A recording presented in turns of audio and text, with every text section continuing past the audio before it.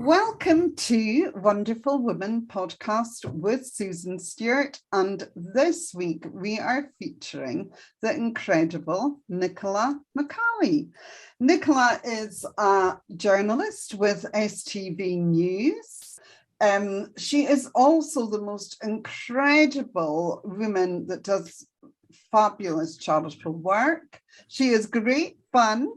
And I am so happy she is here with us tonight, or today, I should say. Does it matter if it's night or day? Not really. But so I hope everyone is listening, and I'd love you to share this far and wide and press subscribe. So, Nicola, this season's question is to share a time or an event or a challenge that you have gone through that changed the trajectory of your life. I've got no idea what you're going to say. I'm loving this question because I never know beforehand what the women that I'm speaking with are going to say, and everyone has got the most diverse, beautiful stories. So, Nicola, did you have a think about this lovely question? I've had a think. Yes, I have had a think. Now there have been a few. I mean, as you say, looking at your kind of introductory video that I was looking at about your whole series of your podcast that you're going to do, and I mean, there are many reasons that we can have challenges. Of course, they can be positive or negative, and people's lives can be turned upside down. And we've all been through similar or different things throughout our whole lives. But I think one of the ones that I want to talk about is it's not maybe as dramatic as others, but it kind of had the biggest impact, and it was making a decision, and it was when I was quite young, really, to go into the career that I'm in now, and it was probably a lot to do with luck, I would say. I had gone after school and gone to college and studied media studies and done that for about 3 years, and then there came a pivotal moment, I would say, really after I'd finished my studies, when all of my contemporaries were going to university, every one of them. And I just said, well, I'm not going, because I'd been to college for 3 years, and I thought, how many more years am I going to spend at university and not be guaranteed a job? So I took the decision to go and work at a local radio station as a trainee. And it was Murray Firth Radio, for anybody who's up in the north of Scotland. And I kind of weighed it all up, because it came with a kind of a lot of caveats. You weren't going to be paid. So you were going from being a skint student where I'd worked 3 jobs already, to going to work essentially for no pay. There was a kind of trainee, allowance, I suppose they would give you, but it wasn't what you could make doing your 3 different jobs. I was an open top bus tour guide. I worked in a video shop, and lots of things to get your money when you're a student. And so I kind of had to weigh that up, and I kind of had to think, well, am I going to sacrifice like a year, maybe 2 years being a trainee, starting really at the bottom of the ladder, or am I going to go to university with where everyone else is going to go and have a great time? But it turned out it was the best thing I ever could have done. And I kind of followed in a lot of other people's footsteps as well, because a lot of contemporaries, people who in Scottish broadcasting are hugely well respected and established now. And I wouldn't be cheeky and call them veterans now, but they've been in it a longer time than I have. And at the time, I really looked at their careers, and quite a lot of them had started at Murray Firth Radio, and that's people who have been around the world. Al Jazeera, Sky, BBC, people that really know their stuff inside out and are experts in their field. So they had been to this little tiny radio station in the north of Scotland and started their training there. Amazing. So that was a bit of a gamble. It is held in really quite high esteem, actually. And when you think about going to university, apart from the fact that you're going to miss out on all the crack, really, yes. How brave of you, Nicola. But you wouldn't get paid, and you just end up to your eyeballs in debt with student loans. So actually, I would say it was a good move. It did turn out to be a good move, but I don't know if I would get away with that now, which is a shame because, everybody wants a university degree before you even get a look at, before your CV is picked up, you have to have a degree. Don't bother applying for the job most of the time. Yeah. Which is a shame because I think you can't buy experience. You can't. In whatever job you're going into, whatever field you want to get into, the number one thing to do is get experience. Yeah. And whether that's by volunteering or working for nothing, sadly. I think, a lot of the time online these days, it's a hard one because you see people talking about knowing your value, ask for what you're worth. Yeah. And completely, I agree with that. But it's very hard when you come from nowhere, without the experience to be able to do that, because people might know that they can do the job or think they can do it, but without getting that experience, it's tricky. And there's, 10 people want the same experience as you. So it's always difficult. It's very difficult. And I know in the journalistic and in the media side of things, it's still very like that, even if you've got a degree. I know a friend of mine's daughter did 5 years at uni, I think, and still had to go and do an internship. Yeah. This was in journalism and not get paid in London. Financing that was crazy to eventually, secure a position another year, a year later. But look at you now. But I've loved my job. I went on from there. I was there for about 18 months, and I was trying to think of the timeline, and it was the mid-90s. And one of the reasons I always remember was, whatever your politics are, some people say, I don't want to talk about politics. Politics is part of everybody's life, unfortunately. It shapes our lives. But whatever colour you nail to the mast for that, one thing I always remember, and what I'm wearing, I've just realised that's got nothing to do with any political affiliation, because I'm always impartial. But it's hilarious. But the reason I always remember the time was because it was a kind of very pivotal general election. And it was in 1997. So that's how I knew I was at Money First Radio then. And it was when the Labour Party won over the Conservatives. And this was a huge thing. And the reason I remember was because I had to go and read the first morning bulletin, breaking the news that Labour had won this landslide. It's a massive national story. And then after I finished the news, the song, do you remember the song, Things Can Only Get Better? Yeah. That was their thing. So after reading the news, this album came up after it. Look at how things turned out after that. But let's not go into politics. But I always remember it for that reason. That was one of the stories I covered at the time. But it was waiting. The technology has completely changed, but it's like life. Growing up, none of us had mobile phones. We couldn't imagine sitting doing this kind of thing, could we? Oh, absolutely not.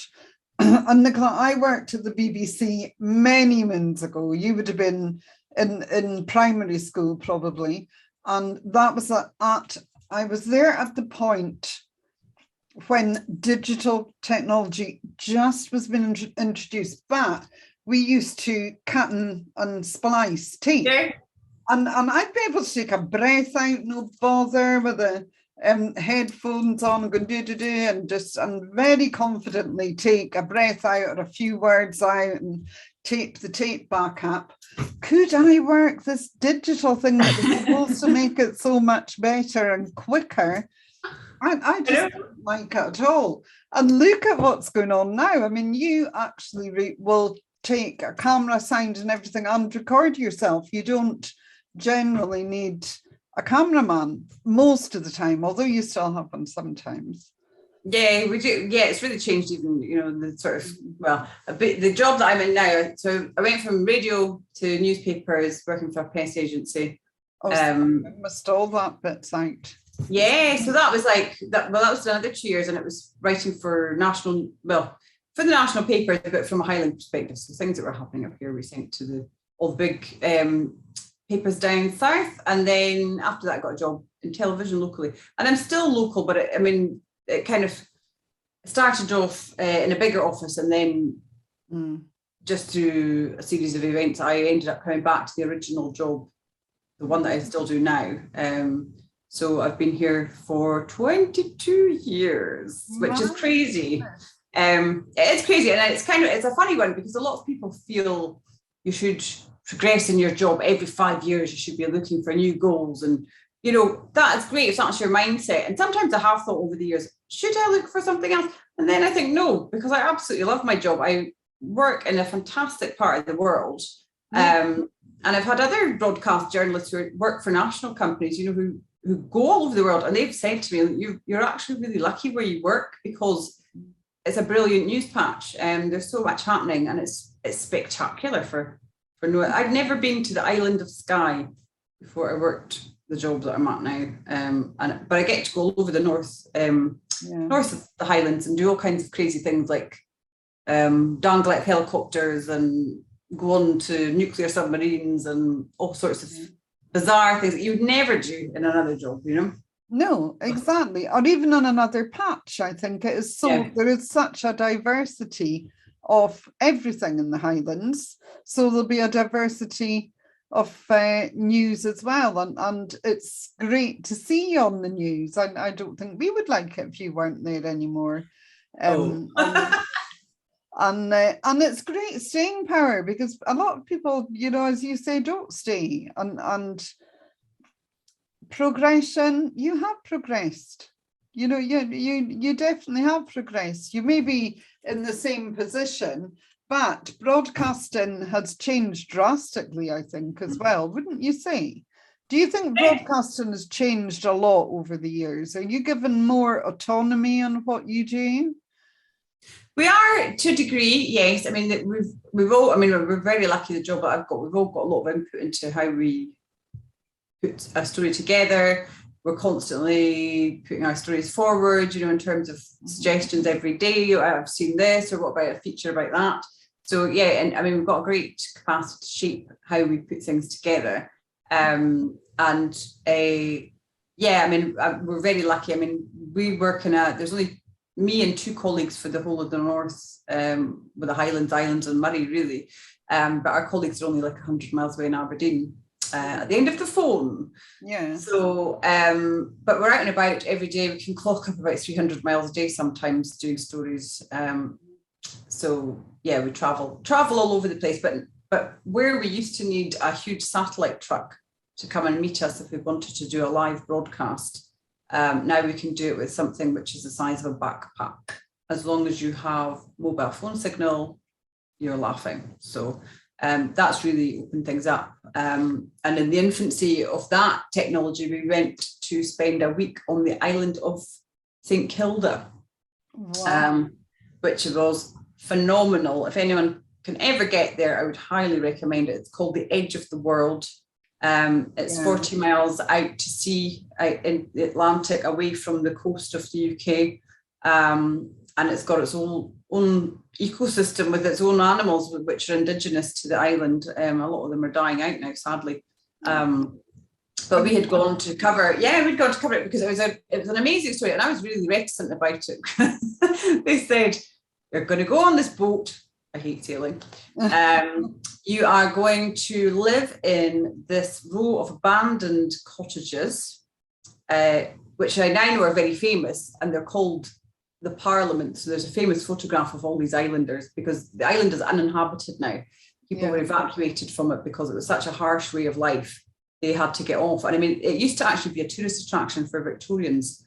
They would go, the rich Victorians would be shipped over to see how these, these people lived in these times, and I mean, it really was very, very harsh way of life. They used to scale rocks to catch seabirds, and they actually had I'm going off on a tangent now. No, I love that. Have St. Kilda toes, believe it or not, look it up.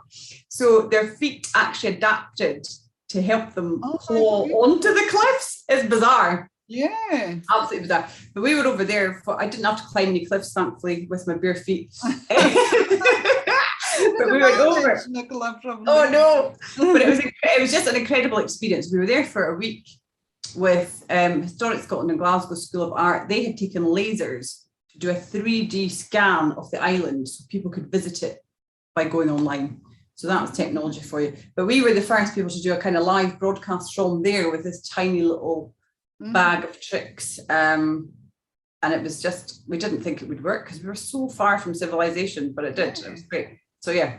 Oh, that's phenomenal. So that would have been one of the most unusual. So what was the funniest story that you've ever covered? One that actually still makes you laugh out loud? Do you have one? Oh, I've got a few. I was saying to somebody the other day, it's a shame because this one is, if anyone can ever find this, I would love it, but I seriously doubt it.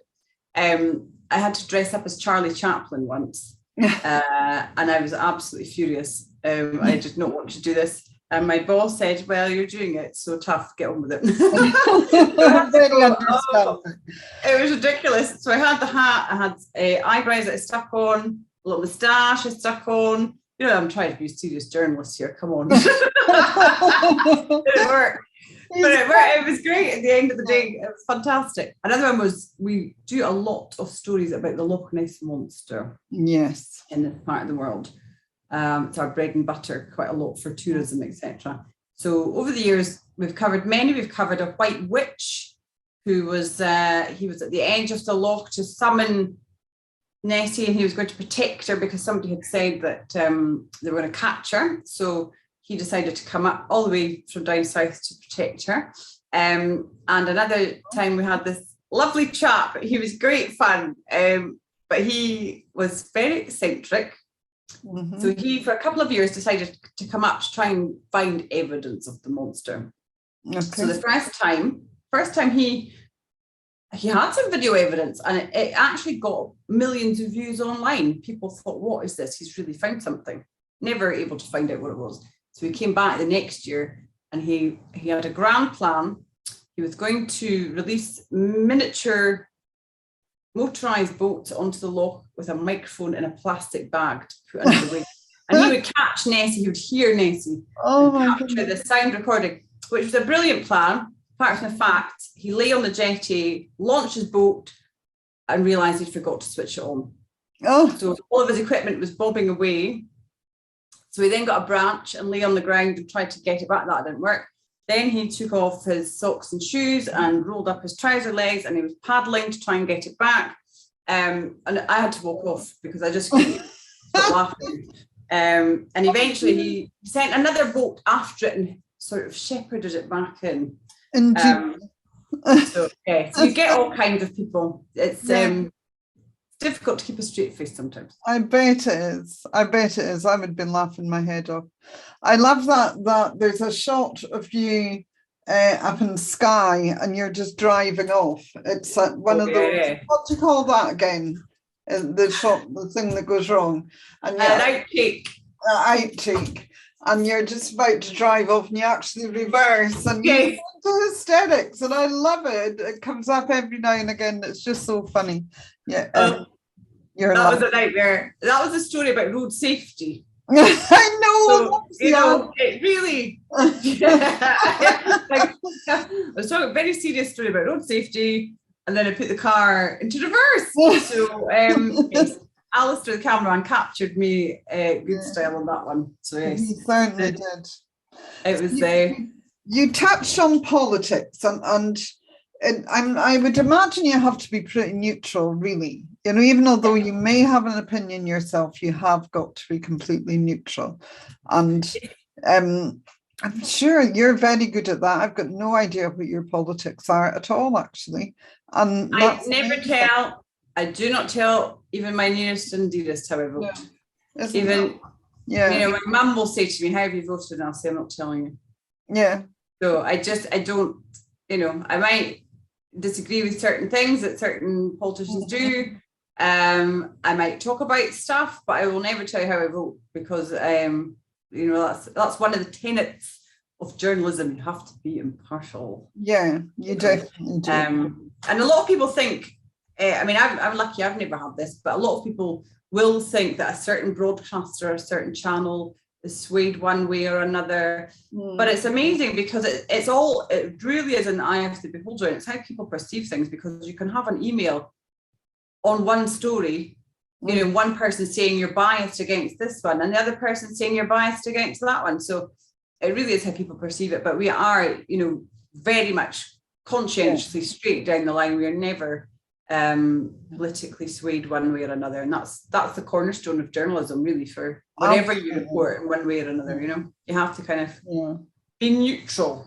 And I think Scottish television does that very well. I'm not going to mention any of the other channels, that Scottish television does that absolutely very well. So your charitable work, you are forever emceeing at charitable events. I know that anytime I've ever asked you to help me with anything that I'm doing for charity, you just go, of course, when would you like me? So it's amazing, it's practically philanthropic, I think. So, and you've also got your own charity for Sam. So there's a Step Up for Sam charity, and Sam's your gorgeous nephew. And the Dream, Believe, Achieve Highland. How's that going, Nicola? Because the events and things are starting to happen again now, which is good. They're starting to pick up now again, but that's the thing, because I felt bad because through work I started getting asked to host things, and sometimes it's corporate things, lots of times it's charity things, and you can't do everything. No. But I'm always of the belief, if you can, if you can give up your time, do it, because you can really help other people who need it. And we've been very fortunate in our family as well. Susan, you've been great. You've been a wonderful supporter of Sam. Sam's my nephew, he's 7, and he has got complex needs, and he needs a lot of specialist therapies that we can't get on the National Health Service here. So in order to help him thrive and be the best that he can, we started fundraising a few years ago. So we've got a great little band who really rallied to the cause, and we've done quite a number of fundraisers. We've got one coming up actually in August. There's a chap called Tam Cowan, who is a famous sports broadcaster up here, and he's hilarious. So he's given up, this will be the 3rd time he's given up his time to come up and help us raise money for Sam. So it's brilliant. And you, Susan, have staged fantastic events for Sam as well. It's always great fun to be a part of it. But because we raised money for Sam, his parents, my sister and her husband, felt that it was a shame that other people didn't have maybe the sort of same opportunities to do that for their kids. So she started a charity called Dream, Believe, Achieve Highland, which is getting a lot of support now as well. So it's the pay it forward thing, isn't it? Yeah. We've had help, so she's helping other kids as well, and they get a lot of therapy, and it's, some little kids have taken their first steps because of that. And it's so beautiful. What that makes me quite emotional thinking about that. That's the work that my sister and her friends have done, and I can't really be involved in that one because there are sort of charity rules and regulations whereby family members can't be on the board and all the rest of it. Right. So I can help raise awareness of it, but I can't be hands-on. Yeah. Which is a shame, but that's how it goes. But the work that they're doing is incredible. And, up here in the Highlands, we're just blessed with such a kind of community-minded spirit, and people who really will say, yes, I'll give up my time. I'll help in, I'll pitch in. And that's the best thing ever, I think, And God knows we need it more than ever at the moment, don't we? We certainly do. We certainly do. But I absolutely love Sam's charity, and I love the fact, he's coming on leaps and bounds, isn't he? We were all holding our breath a little bit when he had COVID, but now he's came through it fine, really. And just seeing him, and the sparkle in his eye, and him laughing, and he's growing, and that's amazing. And the other children that are able to get these therapies, because then the therapists fly up from London, from all over the place, don't they? And we need more of that. Well, Nicola, I have loved this chat, and thank you so much for coming on and answering this season's question. I hope you'll come back again in the future. But in the meantime, thank you so